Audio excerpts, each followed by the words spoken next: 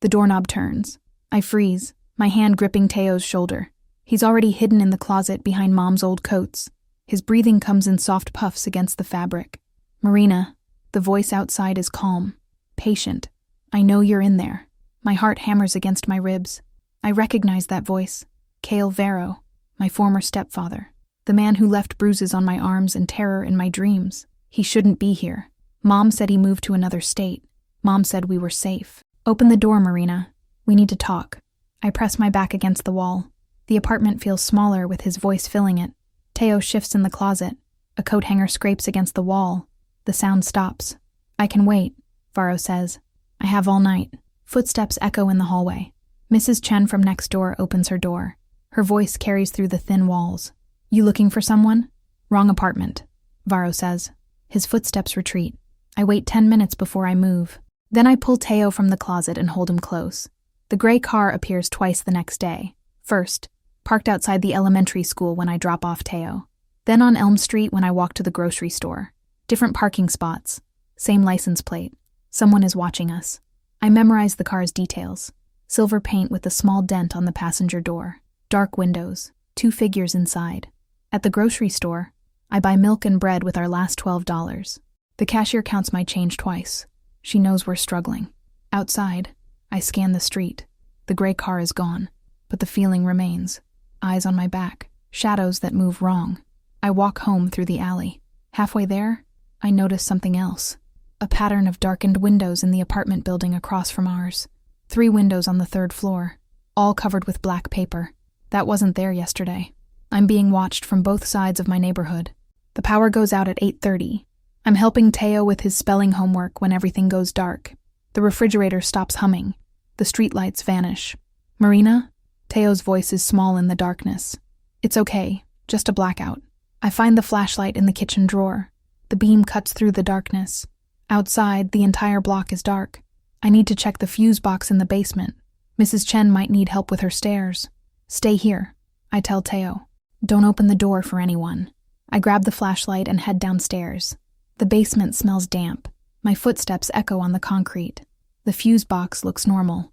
All the switches are in place. Then I hear it. A car engine running fast. Too fast for this neighborhood. I rush outside. A boy stands frozen in the middle of the street. He can't be older than 7. White hair. Pale skin. He stares at the approaching headlights without moving. The car isn't slowing down. I run. My feet hit the asphalt hard. The headlights grow brighter. The boy turns toward me with wide, terrified eyes. I slam into him with my shoulder. We roll across the pavement. The car swerves, tires screaming against the road. We land behind a parked truck. The boy trembles beneath me. "Are you hurt?" I ask. He shakes his head. His eyes are the palest blue I've ever seen. The car that almost hit him disappears around the corner, but I catch something in my peripheral vision. Someone watching from the shadows across the street. Someone who saw everything. Silent men emerge from the darkness. They move without sound, forming a circle around us. 6 figures dressed in black. Their faces are hidden. Then he steps forward. Tall, broad shoulders. White hair pulled back from a face that could cut glass. His skin is pale, but not sickly pale. Marble pale. He looks at me with eyes the color of winter storms. "Step away from the boy," he says. His voice is calm, controlled, absolutely terrifying. "No." The word comes out stronger than I feel. His eyebrows rise slightly. "No? I don't know who you are. I'm not handing him over until I do." The boy, Lior, I think his name is, presses closer to my side. "The car," I say. It was aiming for him. The driver knew he'd be here. Something shifts in the man's expression. "Explain." "The timing was wrong. Cars don't drive that fast on this street unless they're chasing something, or trying to hit something." I point to the tire marks on the asphalt. "Look at the pattern." The driver started accelerating before he could see Lior. He knew where to aim. The man studies the tire marks. Then he looks at me again. "You notice details." "I notice when things don't make sense." He nods to one of his men. "Bring her." "Bring me where?" "You're not safe here. Neither is your brother." My blood turns cold. "How do you know about Teo?" "Because you're not an accident either, Marina Vale." The inside of the car is nothing like I expected. Armored glass, reinforced doors, seats that face each other instead of forward. I sit across from the pale man. He hasn't told me his name. The boy, Lior, sits between us, still clinging to my hand. One of the silent men drives. Another sits in the passenger seat. His name is Varnik. He keeps watching me through the rearview mirror. Where are we going? I ask. Somewhere safe, the pale man says. That's not an answer. It's the only answer you get for now. I memorize the route. Left on 5th Street, right on the highway, past the marina. The engine has a slight knock in the 3rd gear. Varnik speaks for the first time. She pays attention. Yes, the pale man says. She does. Are you kidnapping me? I ask. I'm removing you from a kill zone. The words hit me cold and sharp. Kill zone. Cale Vero put a price on your head. Tonight was his first attempt. My mouth goes dry. You know Vero. I know what he does to children who threaten his operations. I want to ask more questions. But the car slows, and I see lights ahead. A house by the sea. No, not a house. A manor. 3 stories of white stone and dark windows. Lights glow behind curtains. It looks beautiful and dangerous at the same time. Welcome to Sanctuary, the pale man says. The manor watches me. That's my first thought as we walk through the front door. Every corner has mirrors angled just right to see around walls. Sensors blink red and green along the ceiling. This house expects trouble. Marina! Teo runs down a curved staircase and throws his arms around me. Relief floods through my chest. Are you okay? Did anyone hurt you? They gave me cookies, he says. And there's a library with picture books. I hold him tight and glare at the pale man. You took my brother without asking. Sanctuary protections required immediate action. Don't do it again. Something almost resembling a smile crosses his face. Understood. Lior tugs on my sleeve. Can you stay with me, please? I look down at his wide, frightened eyes. This boy has seen something terrible. Something that left him afraid of being alone. I'll stay, I tell him. The pale man nods. Varnik will show you to your rooms. We'll talk in the morning. What's your name? I ask. He pauses at the bottom of the staircase. Eroth Kalin. The name sounds familiar, but I can't place it. Am I a prisoner here? You're under protection. There's a difference. What's the difference? Prisoners don't get to ask questions. He disappears up the stairs, leaving me with more questions than answers. Lior draws pictures in crayon while Teo sleeps. We're in a sitting room with tall windows facing the sea. The walls are covered with old paintings of people in fancy clothes. Lior's drawings are dark, fire-consuming buildings. A small figure lying on the ground, and always the same symbol, a ring with a crown etched into it. What's this? I point to the symbol. The mark, he whispers. The thing that burned. A memory stirs in the back of my mind. Something about fire, about being small and scared and someone carrying me to safety. Varnik enters the room with Teo, who rubs his eyes sleepily. The king wants to see you, Varnik says. The king? Eroth. He rules this territory. I follow Varnik down a hallway lined with photographs. Most show groups of people in formal poses, but some are different. These pictures show destruction, burned buildings, injured people, emergency responders carrying children. I stop in front of one photograph. A little girl with blonde hair and soot-covered clothes lies unconscious in someone's arms. She can't be older than 8. The girl looks exactly like me. Why is my photo on your wall? Varnik freezes. You shouldn't be in this hallway. But I'm already walking deeper into the corridor. More photos line the walls. Each one shows a different tragedy, different children, different disasters. And then I see it again. Another photo of the same little girl. Same soot-covered face. Same unconscious expression. Me. Eroth appears at the end of the hallway. His face is carefully blank. Marina, why do you have pictures of me as a child? He doesn't answer. He doesn't have to. His silence tells me everything I need to know. He was there. Wherever those photos were taken, Eroth Kalin was there, and he's been watching me ever since. You were present during an incident, Eroth says. We're in his study. Dark wood shelves filled with old books. A fireplace that looks like it's never been used. What kind of incident? The kind that leaves children orphaned. Your mother wasn't involved. You were there by accident. I study his face. He's telling the truth, but not all of it. What else? Someone I cared about died that night. Someone who tried to protect you. The ring symbol from Lior's drawing flashes through my memory. A crown etched into metal. Your heir. Eroth's jaw tightens. How did you know? Lior's drawings. The symbol matches the ring on your hand. I point to the gold band on his right hand. The crown etching is faded but visible. He died saving me. Yes. The weight of that knowledge settles in my chest. Someone died because of me. Someone Aroth loved. That's why you hate me, I say. I don't hate you. You should. He's quiet for a long moment. When he speaks, his voice is softer. I thought you were dead. When I found you unconscious in that building, I thought I'd lost you both. But I lived. You lived. And someone inside my domain leaked that information to Vero. Fear shoots through me. Someone here works for him. Someone here wants you dead. The door to the study opens. Varnek enters without knocking. We have a problem, he says. The security footage from last week. 3 hours are missing. Aroth stands. Missing how? Deleted. Professionally. I think about the gray car. The watching windows. The perfect timing of that speeding car. Vero knew we'd be on that street, I say. He knew exactly where to send the driver. Aroth's eyes meet mine. Because someone told him. And somewhere in this beautiful, protected manner, that someone is still watching. Still waiting. Still planning to finish what Varro started. Tell me about the fire, I say. Aroth sits across from me in the morning light. Coffee steams between us. Teo and Leor are upstairs playing with wooden blocks. You don't remember it? Pieces? Smoke? Someone carrying me? The smell of burning wood? My heir was named Marcus. He was 16, old enough to make his own choices.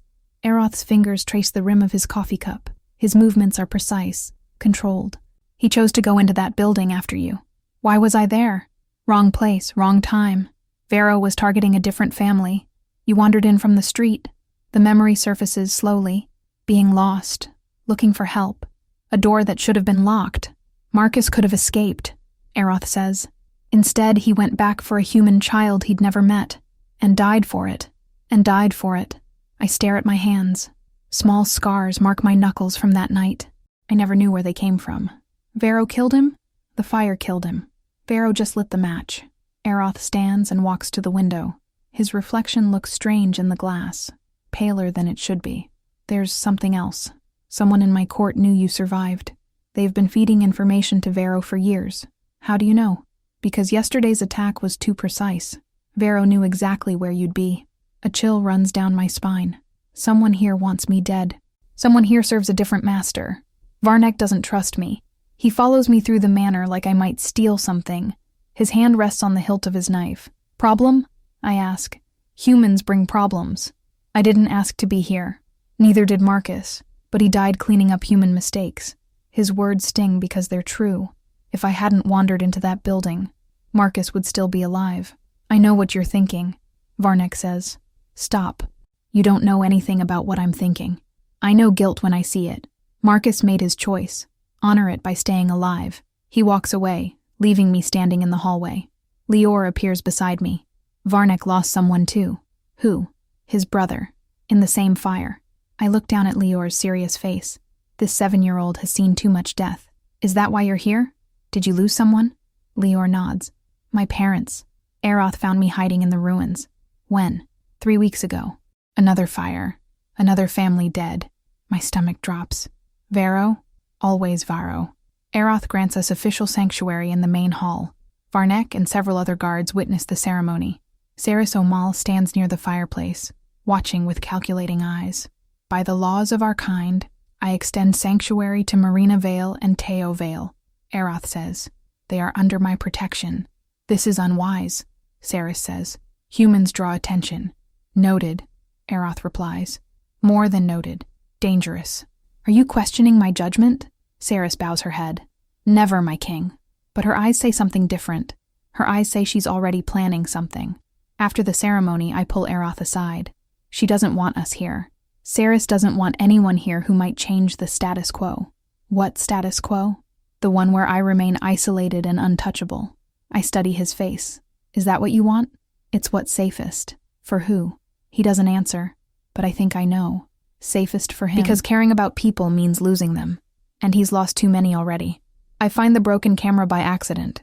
It's hidden behind a decorative plant in the east corridor. The lens is cracked. The memory card is missing. Varnek claims it's a malfunction. Cameras break, he says. Happens all the time. Not in a security system this advanced. I show him the clean cut where the memory card was removed. Someone did this on purpose. Aroth joins us in the corridor. He examines the broken camera with careful fingers. When did this happen? 3 days ago, according to the maintenance logs, Varnek says. The same day you brought Marina here, I realize. Aroth's jaw tightens. Pull the archives. I want to see every security gap from the past month. 2 hours later, we sit in front of computer screens showing impossible patterns. Gaps in footage, missing audio, deleted files, all connected to times when information about me might have been recorded. Someone's been scrubbing evidence, I say. Someone with high-level access. Aroth agrees. I point to the timestamps. Look at the pattern. The deletions happen every 3 days, like clockwork. A scheduled contact, Varnick says. Someone reporting to an outside source. Reporting to Vero. Aroth closes the laptop. We're running an internal audit. Everyone gets questioned. Everyone gets watched. Including me? I ask. Everyone. But his eyes say he already trusts me more than some of his own people. Lior brings me another drawing. This one is different, more detailed. It shows a younger version of me standing in a burning doorway. Behind me, a figure in a cloak carries another child to safety. Where did you see this? I ask. In my dreams, but also in yours. I stare at him. In my dreams. Sometimes I see what other people dream, especially when they dream about fires. A chill runs through me. What else do you see? The man who started the fire. He had a silver cross around his neck, and a gun with strange bullets. I think about Vero, about the silver cross he always wore, about the way he moved with military precision. The bullets, I say. What made them strange? They glowed, like tiny suns. Aroth appears in the doorway. He's been listening. UV bullets, he says quietly. Designed to kill vampires. Is that what you are? The question hangs in the air between us. I've suspected for days, but hearing it confirmed is different. Yes. And Marcus? Also a vampire, which is why the UV bullets killed him so quickly. I look at Lior's drawing again, at the figure carrying the other child to safety. You were there too. You saved someone else that night. Aroth nods. I saved Lior's older brother, but I was too late for Marcus. What happened to Lior's brother? Varo found him 2 weeks later, killed him with the same UV weapons. The pieces fall into place. That's why Lior came to you. He's the last survivor, the last witness, just like you. And suddenly I understand. Vero isn't just hunting vampires. He's hunting everyone who survived his attacks, everyone who can testify to what he's done. Boats appear off the coast at midnight. I watch them from my bedroom window. Small craft with dark hulls. No running lights. They circle the manor's private beach like sharks. I find Aroth on the 3rd-floor balcony. He's watching the boats through binoculars. How many? I ask. 6 boats. 30 men, maybe more. Hunters? The professional kind. He hands me the binoculars. Through the lenses, I can see figures moving on the decks. They carry equipment cases and long weapons. UV rifles, Aroth says. Military grade. When will they attack? They won't. Not yet. This is reconnaissance. I watch the boats maintain their distance. They're mapping patrol routes. Exactly. Learning our defenses. How long do we have? Days, maybe less. I lower the binoculars. There's something else. I intercepted a radio transmission an hour ago. Aroth turns to me. How? I know how to work electronics. The transmission mentioned an internal asset following protocol. Someone here is still reporting to Vero. Someone who knows our defenses, our weak points. We stand in silence, watching the boats circle. Each pass brings them closer to shore. They're testing response times, I realize, seeing how long it takes us to notice them, and how we react. One of the boats suddenly turns toward shore. It races forward, then veers away at the last moment. Practice run, Aroth says grimly. They're coming tomorrow night. Yes. I think about Teo sleeping peacefully downstairs. About Lior finally feeling safe enough to rest without nightmares. What are you going to do? Protect what's mine. He looks at me when he says it, like I'm included in that category, like I'm something worth protecting. Saris confronts me in the library. You're going to get him killed, she says. I close the book I was reading to Teo and Lior. Excuse me? Aroth, your presence here compromises everything. I didn't ask to be here, but you're staying. You could leave, take your brother and disappear, and leave Lior alone? Lior survived before you came. Barely. Saris steps closer. Her movements are predatory, graceful and dangerous. Aroth cares about you. That makes him vulnerable. Vulnerable kings don't survive. What makes you think he cares about me? Because he's ordered a full court mobilization to protect you, because he's questioning his most trusted advisors, because he's risking everything for a human child. I stand up. Teo and Lior watch us with wide eyes. Maybe he's doing what's right. Right and smart are different things. Then maybe it's time he chose right over smart. Sarah smiles, but it's not a kind expression. That's exactly what I was afraid you'd say. She leaves without another word. Teo tugs on my sleeve. I don't like her. Neither do I. But I'm more worried about what she might do about it. The silent alarm triggers at 2 a.m. I wake to red lights flashing in my bedroom. Lior sits up in the bed across from mine. What's happening? Emergency protocols. I've memorized them over the past week. Red lights mean immediate evacuation. Varnick bursts through the door. Move. Now. We grab Teo and run downstairs. The manor buzzes with activity. Guards check weapons. Staff secure sensitive files. Where's Eroth? I ask. Coordinating the evacuation, Varnick says. We have multiple routes prepared. We reach the garage. 3 identical black cars wait with engines running. Which one? I ask. The middle car. You, Lior, and Teo. Something feels wrong. The evacuation routes we reviewed put us in the first car, not the middle one. Wait, I say. But Varnick is already pushing us toward the middle car. The driver wears dark glasses. I can't see his face. Marina, Eroth appears beside me. Change of plans. You're coming with me. Relief floods through my chest. What about the others? Decoy runs. Multiple targets make us harder to track. We climb into the first car. Through the window, I watch the other 2 cars pull out of the garage. The middle car, I say. Something was wrong with it. What kind of wrong? Varnick wanted us in that car specifically. But the protocols call for the first car. Eroth's expression darkens. Varnick wrote those protocols. So he changed them. Why? Because someone told him to. Our car turns toward the main road. Behind us, the other 2 cars take different routes. They're separating us on purpose, I realize, making us easier to pick off. Eroth pulls out his phone and dials. Abort middle car run. Return to base immediately. But the line goes dead, and through the back window, I see headlights following us. Too many headlights. We're being herded toward the port, exactly where Vero wants us. The port explosion kills all the lights. Our car skids to a halt as fire erupts from the fuel depot. Orange flames climb into the night sky. Out, Eroth commands. We abandon the car and run toward the shipping containers. Behind us, engines roar closer. This way, I say, leading us between the metal containers. I know this port. Mom worked here before she got the night job. I used to wait for her in these alleys. There's a service tunnel, I tell Eroth. It leads to the old pier. We reach the tunnel entrance just as gunfire erupts behind us. Go, Eroth says. I'll hold them off. No, Marina. We go together or not at all. He stares at me. This isn't a negotiation. You're right. It's a fact. More gunfire. Closer this time. Eroth makes a decision. Lead the way. We crawl through the tunnel. It's narrow and dark. Teo whimpers, but he doesn't cry. Behind us, footsteps echo in the main corridor. They found the entrance. I whisper. How long until we reach the other side? 2 minutes. We don't have 2 minutes. Light flickers behind us. Flashlight beams cutting through the darkness. There, a voice shouts. In the tunnel. We emerge at the old pier. Rotting wood stretches over black water. Now what? Eroth asks. Now we swim. I can't. I stare at him. You can't swim? Not in salt water. It burns. Another vampire weakness. Like the UV bullets. Then we fight. Men pour out of the tunnel behind us. 6 figures in black tactical gear. They carry rifles that glow with internal light. UV weapons. Eroth steps in front of me. Take Teo and Lior. Run. Where? Anywhere but here. But before I can move, a familiar voice cuts through the darkness. Hello, Marina. Kale Varro steps out of the shadows. He looks exactly the same. Military haircut. Cold eyes. The silver cross gleaming at his throat. Miss me? I push Teo and Lior behind me. Not even a little. Varro smiles. I've been looking forward to this reunion.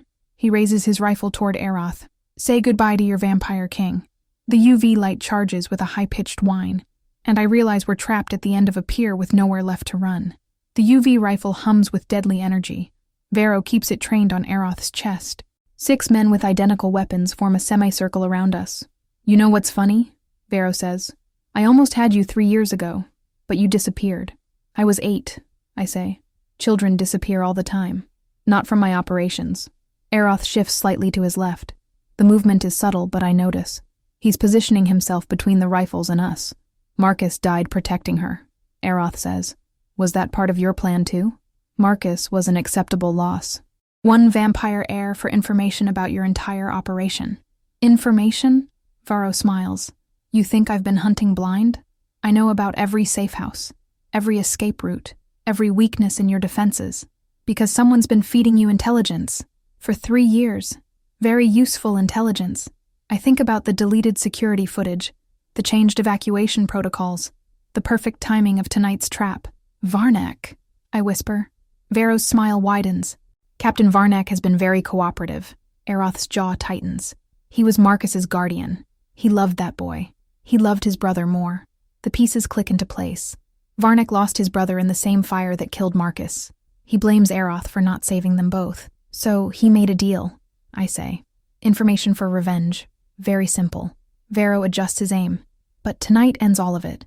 Your heir, your witness, and you. The UV light grows brighter. Marina, Aeroth says quietly.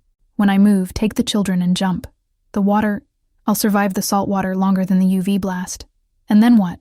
Then you swim to shore and run. I'm not leaving you. You don't have a choice. But I do have a choice. And I refuse to let someone else die protecting me. I step forward. Varro, you want me, right? Let them go. Marina, no, Aeroth says. I'm the witness. I'm the one who can testify about what you did. Varro considers this. True. But killing the vampire king sends a stronger message. To who? Other vampires? You think they'll be scared of an old man with a gun? His face hardens. Watch your mouth. Or what? You'll kill me? You're already planning to do that. I take another step forward. You know what I think? I think you're scared. Of a 12-year-old girl? Of what happens when people find out who you really are? Varro's finger tightens on the trigger. And what am I? A coward who burns buildings with children inside. The UV rifle swings toward me. Marina! Aeroth lunges forward. Everything happens at once. The rifle fires. Aeroth tackles me sideways. We fall hard against the pier railing. The UV beam misses me by inches, but it hits Aeroth's center mass. Aeroth screams. The UV energy burns through his shirt and into his chest. Smoke rises from his skin. No! I throw myself over him. Stupid girl, Varro says. Now you both die. He aims the rifle again, but Teo appears beside me. Stop hurting my sister! He throws something small and hard. It hits Varro's hand. The rifle wavers. Teo, get back! Lior grabs my brother and pulls him behind a shipping container. Varro steadies his aim. Enough games. I look down at Aeroth. His breathing is shallow. The UV burn covers half his chest. He won't survive another hit. I won't let him die for me. I stand up and face Varro. You want to know a secret? I say. What secret? Marcus didn't die in the fire. Varro's eyes narrow. Liar. He lived for 3 hours after you shot him. Long enough to tell Aeroth everything. Everything about what? About your operation. Your contacts. Your real employers. It's a complete lie. But Varro doesn't know that. Who you really work for, I continue. The people who pay you to kill vampire children. Shut up. The names, the locations, the bank accounts. I said shut up. Varro fires wildly. The UV beam goes wide, and in that moment of distraction, something impossible happens. Aeroth rises to his feet. His chest still smokes from the UV burn. His face is pale with pain, but his eyes burn with cold fury. My turn, he says. Aeroth moves faster than human sight can follow. One moment he's standing beside me. The next he's behind Varro. The UV rifle clatters to the pier. Impossible, Varro whispers. The UV should have weakened me, not killed me. Aeroth's hand closes around Varro's throat. There's a difference. The other gunmen raise their weapons. 6 rifles charge with deadly light. Let him go, one of them shouts. Aeroth doesn't let go, but he doesn't kill Varro either. Marina, he says. The children. I grab Teo and Lior and pull them behind a concrete barrier. What about you? I'll be fine. But 6 UV rifles say otherwise. Aeroth, stay down. The gunmen open fire. UV beams cut through the darkness. They hit the spot where Aeroth was standing, but he's no longer there. He moves between them like a shadow, fast and silent, and absolutely lethal. One by one, the rifles go quiet. When the smoke clears, Varro kneels alone on the pier. His men lie unconscious around him. Aeroth stands over him, breathing hard. It's over, I say, emerging from cover. Not yet. Aeroth looks down at Varro. Who hired you? Go to hell. I'll send you there first. But Varro smiles. You're too honorable. Kill me. Honor has limits. Aeroth's hand tightens. Wait, I say. Everyone looks at me. He's right. You won't kill him, because that's not who you are. Marina, but I will. I pick up one of the fallen UV rifles. It's heavier than I expected. That man destroyed my family, killed your heir, hunts children for money. I aim the rifle at Vero's chest. Marina, no, Aeroth says. You're not a killer. Neither was Marcus. But sometimes good people have to do bad things. My finger finds the trigger. Please, Vero whispers. I have information. About other operations. Other targets. I don't care. Marina. Aeroth steps closer. This isn't you. How do you know who I am? Because I've been watching you for days. You protect people. You don't destroy them. I keep the rifle trained on Vero. He destroys everything he touches. Then don't become him. The words hit me hard. If I pull this trigger, I become exactly what Vero is. A killer. I lower the rifle. Take him, I tell Aeroth. But if he escapes, if he hurts anyone else, he won't. Aeroth binds Vero's hands with silver wire. The metal burns human skin, just like it burns vampire flesh. The authorities will handle him now. What authorities? Mine. Back at the manor, Aeroth holds court in the main hall. Varnick kneels in the center of the room. Silver chains bind his wrists. Treason, Aeroth says. Against the crown. Against the heir. Against innocence under my protection. My brother died because of your weakness. Varnick spits. Your brother died because of my mistake. But that didn't give you the right to betray everything he stood for. He stood for nothing but your glory. He stood for protecting those who couldn't protect themselves. Aeroth walks around Varnick slowly, including human children. Human children aren't worth vampire lives. This human child saved my life tonight. Aeroth stops in front of me. His eyes are gentle but serious. Marina Vale, you have shown courage, wisdom, and loyalty beyond your years. I just did what was right. Exactly. Which is why I'm offering you a choice. He turns to address the entire court. Marina saved the life of my adopted heir. She exposed treason within our ranks. She protected innocence at risk to herself. Saris steps forward. What are you saying? I'm saying she's earned a place here, if she wants it. A place how? Aeroth looks at me again. As guardian in training to the heir. Gasps echo through the hall. Even Saris looks shocked. A human guardian? Someone asks. Lior trusts her, more than anyone except me. And if she refuses, Saris asks, then she and her brother leave with full sanctuary protections. Safe passage anywhere they want to go. I look around the room. These vampires have wealth, power, immortality, but they also have enemies, danger, the constant threat of people like Vero. What would being a guardian mean? Training, education, learning to protect what matters most. And Teo? Teo would be protected, educated, given every opportunity I can provide. But we'd stay here. You'd stay here. I think about our tiny apartment, about Mom working night shifts, about never having enough money for anything. Then I think about Lior's nightmares, about the way Aeroth looks at him like a father looks at his son, about the way Aeroth looks at me like I matter. Yes, I say. Yes, I'll be his guardian. We'll stay. Aeroth smiles. It transforms his entire face. Then kneel. I kneel on the marble floor. Aeroth places his hand on my shoulder. By the authority of my crown and the witness of my court, I name Marina Vale guardian in training to Lior Kalin, heir to my domain. He lifts his hand. Rise, guardian. I stand. The title feels strange and wonderful. What happens now? Now you learn. Now you train. And Vero? Now you help me keep Lior safe. Vero will face justice. Vampire justice. What does that mean? Aeroth's expression grows cold. It means he'll never hurt another child. 6 months later, I wake up in a room that feels like home. Sunlight streams through tall windows. The sea sparkles beyond the glass. I dress quickly and head downstairs. Training starts in an hour. Varnick is gone, exiled to a place where he can't hurt anyone. Saris accepted my position with grudging respect. And Varo disappeared one night. Aeroth says he won't be coming back. I don't ask for details. In the kitchen, Teo helps cook breakfast. He's grown 2 inches and learned to read vampire histories. Marina, Lior runs in from the garden. Look what I found. He holds up a perfectly round seashell. His nightmares stopped 3 months ago. It's beautiful, I tell him.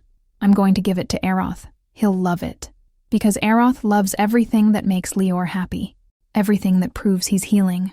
Aeroth enters the kitchen carrying a training manual. His chest still bears a faint scar from the UV burn. Ready for advanced combat training? He asks. Ready. But first I pour coffee for both of us. We sit at the kitchen table while the boys play outside. Any regrets? Aroth asks. About what? Staying.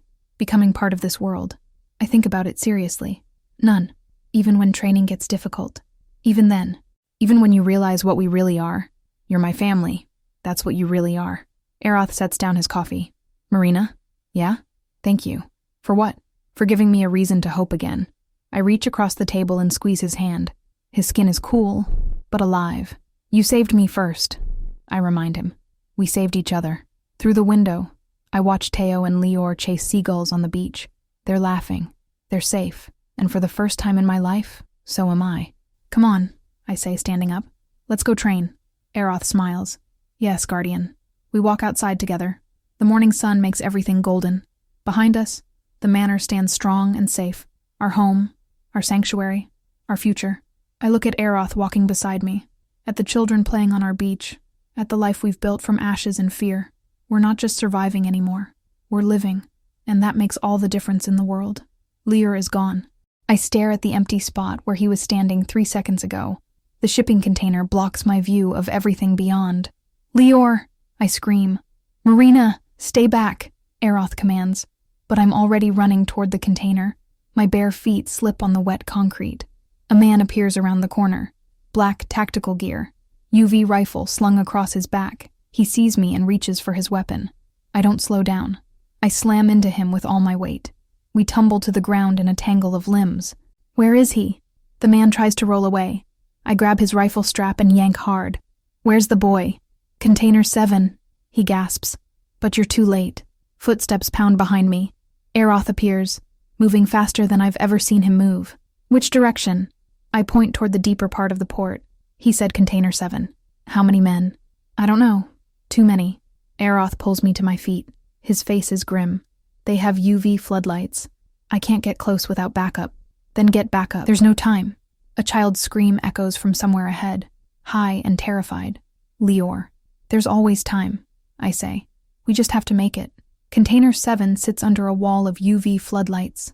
The lights form a perfect barrier. Nothing supernatural can pass through that much concentrated UV energy. But I'm not supernatural. Marina, no. Aroth grabs my arm. It's a trap. Everything's a trap. That doesn't mean we ignore it. You'll die. Maybe. But Lior will definitely die if we do nothing. I study the light pattern. The beams overlap, but there are gaps. Tiny spaces where someone small might slip through. Give me 5 minutes, I tell Aroth. To do what? To be human. I sprint toward the lights before he can stop me. The first beam misses me by inches. The second burns across my shoulder, but it's just normal light to human skin. I roll under the third beam and come up running. Behind me, Aroth shouts something I can't hear over my pounding heartbeat. Container 7's door hangs open. Dark figures move inside. I slow down and approach carefully. Vero's voice carries from inside the container. You're going to tell me everything about the king's defenses. I don't know anything, Lior whispers. Children always know more than they think. I peer around the container's edge. Vero stands over Lior, who's tied to a chair. 2 other men flank the entrance. Where does the king sleep? I don't know. What are his weaknesses? He doesn't have any. Vero backhands Lior across the face. The boy's head snaps sideways. Rage floods through my chest. I pick up a piece of broken concrete and throw it as hard as I can. It hits the far wall of the container with a loud clang. Both guards turn toward the sound. I sprint through the entrance and tackle the nearest guard. We crash into a stack of crates. Marina! Lior cries. The second guard reaches for his weapon. I grab a crowbar from the floor and swing it at his knees. He goes down screaming. Vero pulls out a silver knife. Stupid girl. You just made this easier. Did I? I back toward Lior's chair, keeping the crowbar between us. Now I have both witnesses. I can kill you together. You can try. Varo lunges forward with the knife. I swing the crowbar. It connects with his wrist. The knife flies across the container. Marina, the ropes. Lior struggles against his bonds. I duck under Varo's next punch and grab the knife. The silver burns my palm, but I ignore the pain. 2 quick cuts free Lior from the chair. Can you run? Yes. Then run. But as we turn toward the exit, more men appear in the doorway. 6 figures in black, all carrying UV rifles. Nowhere to go now, Varo says. He's right. We're trapped in a metal box with 6 armed men between us and freedom. Marina, Lior whispers. I'm scared. It's okay. Everything's going to be okay. But I don't know how. Then the container fills with an impossible sound. The sound of metal tearing like paper. Aeroth rips the container's back wall apart with his bare hands. Metal shrieks and bends. Bolts snap like twigs. He steps through the hole he's created, and his eyes burn with cold fury. Touch them again, he says to Vero.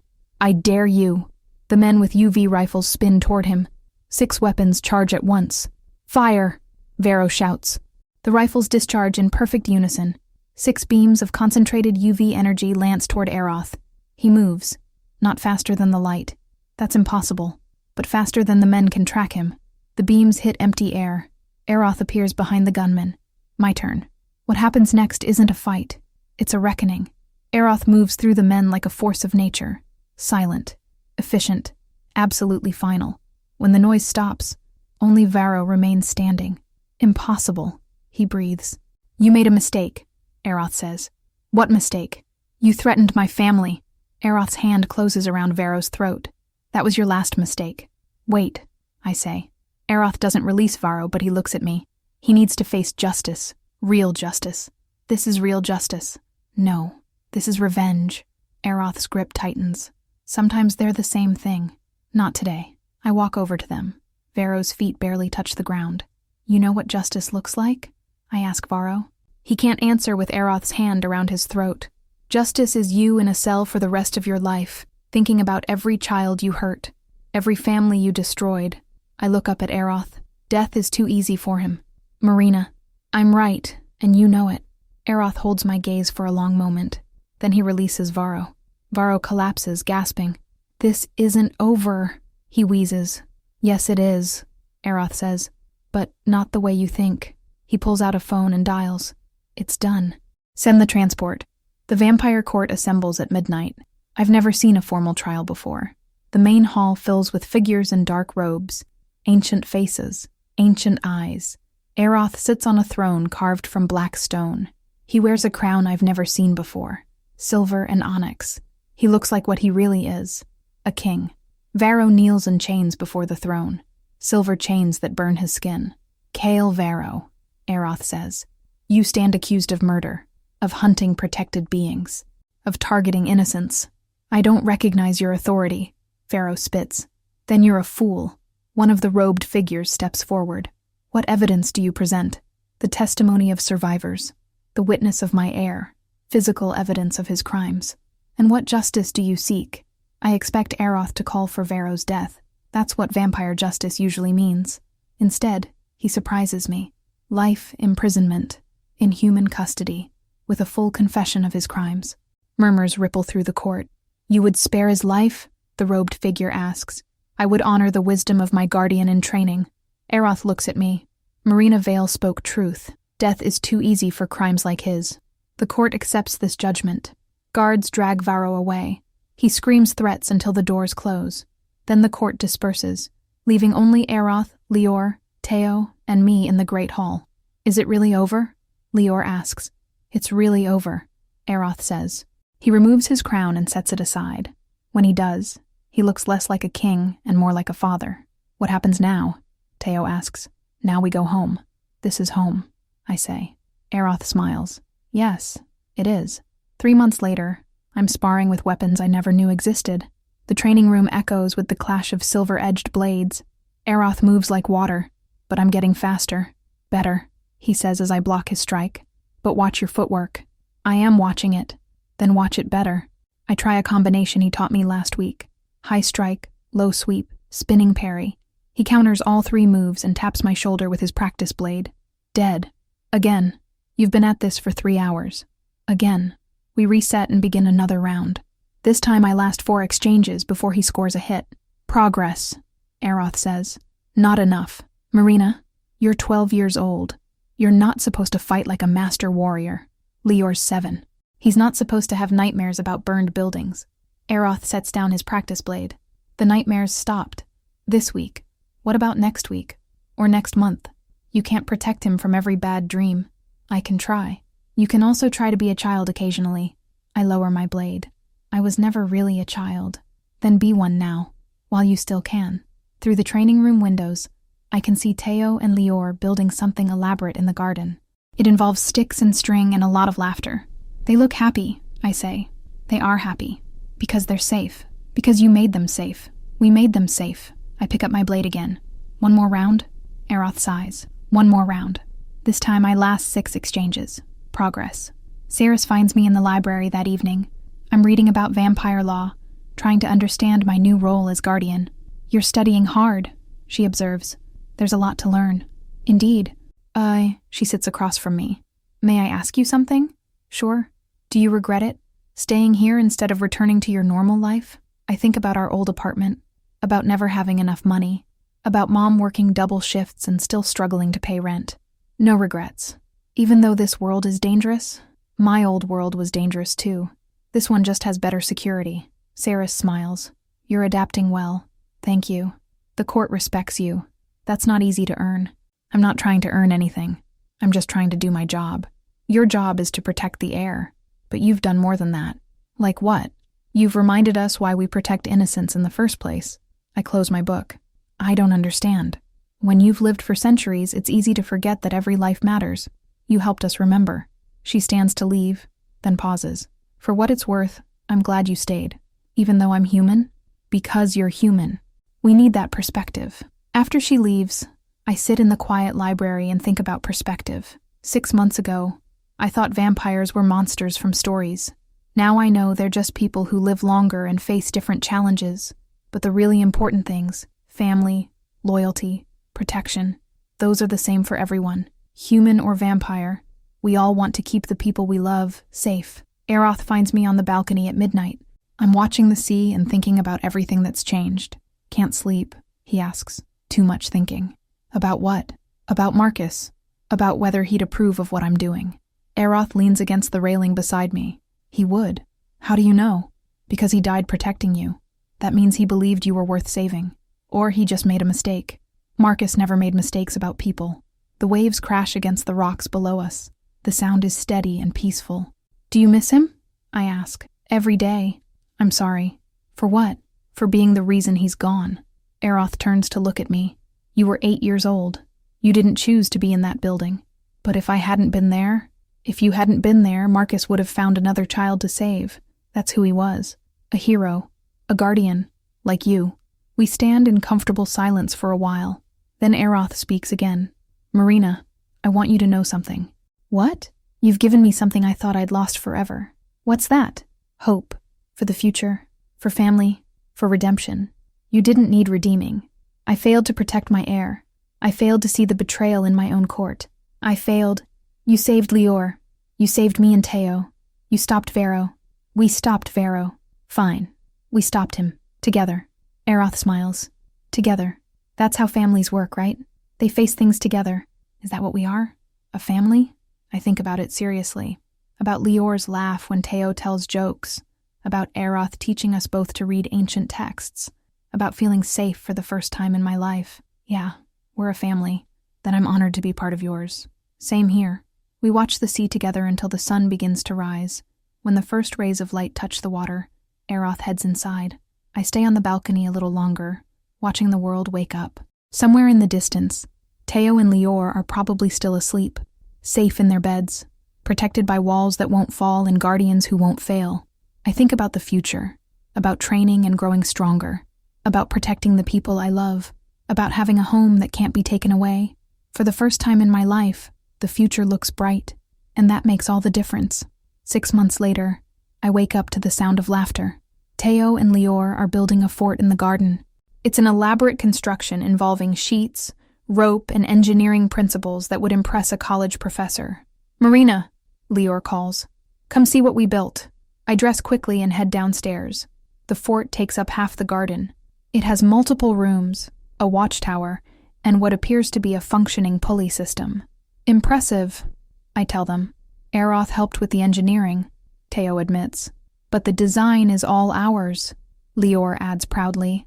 I can see Aeroth watching from the kitchen window. He's smiling. These days, he smiles a lot more.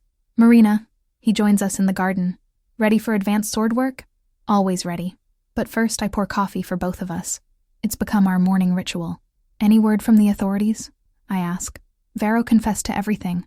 12 counts of murder, 6 counts of arson, conspiracy charges. How long? Life without parole, in a prison designed for people like him. Good. We drink our coffee and watch the boys refine their fort design. Any regrets? Aroth asks. It's a question he's asked before. About what? About this life, this world, this choice. I consider it seriously. Life here is complicated, dangerous sometimes, full of responsibilities I never expected. But it's also full of people who care about me, people who depend on me, people I would die to protect. None, I say finally. This is exactly where I belong. Even when training gets difficult, especially then. Even when you realize how dangerous our world can be. Your world gave me a family. I'll take the danger. Aroth sets down his coffee. Marina. Yeah? Thank you. For what this time? For choosing us. For staying. For becoming the guardian Leor needed. You're the one who offered me the choice. But you're the one who made it. I reach over and squeeze his hand. We chose each other. Yes, we did. Through the garden, Teo and Leor test their fort's structural integrity. It passes with flying colors. Come on, I say, standing up. Let's go train. Together? Always together. We walk toward the training room. Behind us, the manor stands strong and beautiful against the morning sky. Home, family, future. Everything I never knew I wanted, but always needed. I look at Aroth walking beside me, at the children playing in our garden, at the life we've built from loss and fear and hope. We're not just surviving anymore. We're thriving. And that makes all the darkness we've faced worth it. This is our story, our choice, our victory. And it's only the beginning. I was 12 when I found my own childhood photo hanging in a vampire king's forbidden hallway, except I had no memory of ever meeting him. The picture showed me unconscious, covered in soot, being carried from a burning building by someone whose face was deliberately scratched out. When I confronted King Aroth about it, his silence told me everything. He'd been watching me for years, and someone I trusted had already sold me out to the hunters circling his manor.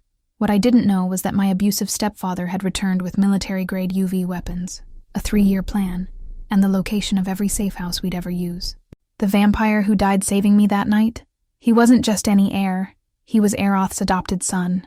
And now the last witness to my stepfather's crimes was a 7-year-old boy who could see other people's nightmares.